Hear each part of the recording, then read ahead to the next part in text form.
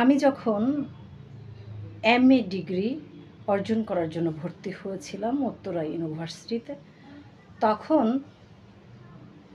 একজন স্বনামধন্য লেখকের লেখনী আমাকে আমূল পাল্টে দিয়েছিল।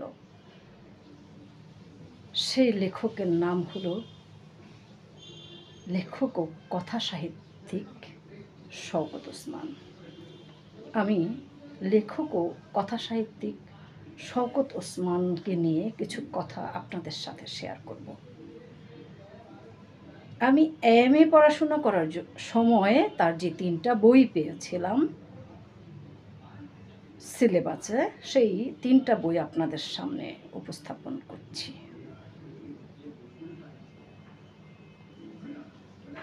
জাহান্নাম হইতে বিদায় শওকত ওসমান, জননী শওকত ওসমান, কৃতদাসের হাসি শওকত ওসমান। এই কৃতদাসের হাসি উপন্যাসটি আমাকে বেশি নাড়িয়ে দিয়ে গেছে। আমি যেন নতুন জীবন পেয়েছিলাম শওকত ওসমানের লেখা পড়ে। এই লেখক ও কথা সাহিত্যিক শওকত ওসমান সাহেব জন্ম 2রা জানুয়ারি 1917 সালের সাবলসিংহপুর, হুগলি, পশ্চিমবঙ্গ, ব্রিটিশ ভারতে। তার পিতা শেখ মোহাম্মদ এহিয়া, মাতা গুলজান বেগম। লেখক শওকত ওসমান অর্থনীতিতে কলকাতা বিশ্ববিদ্যালয়ে স্নাতক ডিগ্রি সম্পন্ন করেন। তার কলেজের নাম হলো সেন্ট জেভিয়ার্স কলেজ। একই কলেজ থেকে বাংলায় এমএ ডিগ্রি লাভ করেন।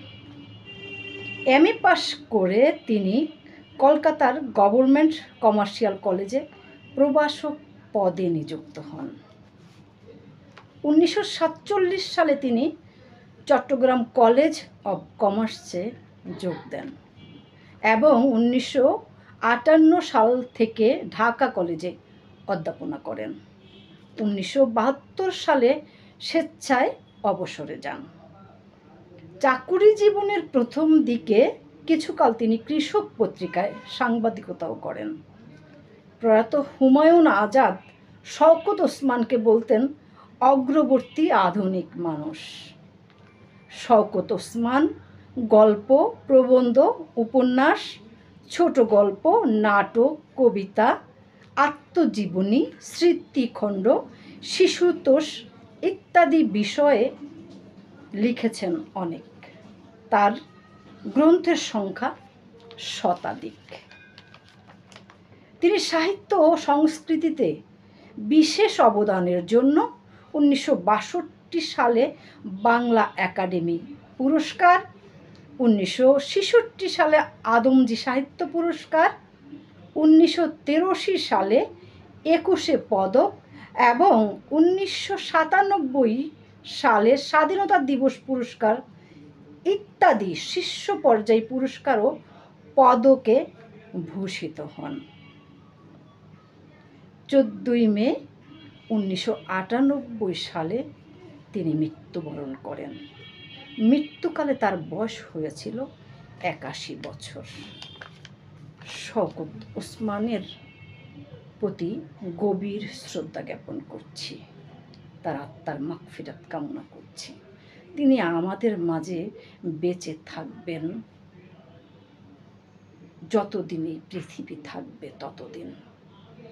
শওকত ওসমান আমার পাঠক হওয়ার পেছনের অনুপ্রেরণা, আমার একটু একটু লেখনী শুরু করার অনুপ্রেরণা, আমার লেখক হয়ে ওঠার পেছনের অনুপ্রেরণা এই শওকত ওসমান।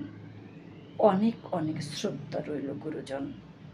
আপনারা শওকত ওসমানকে জানুন, পড়ুন, বুঝুন, তাহলে অনেক কিছু জেনে যাবেন।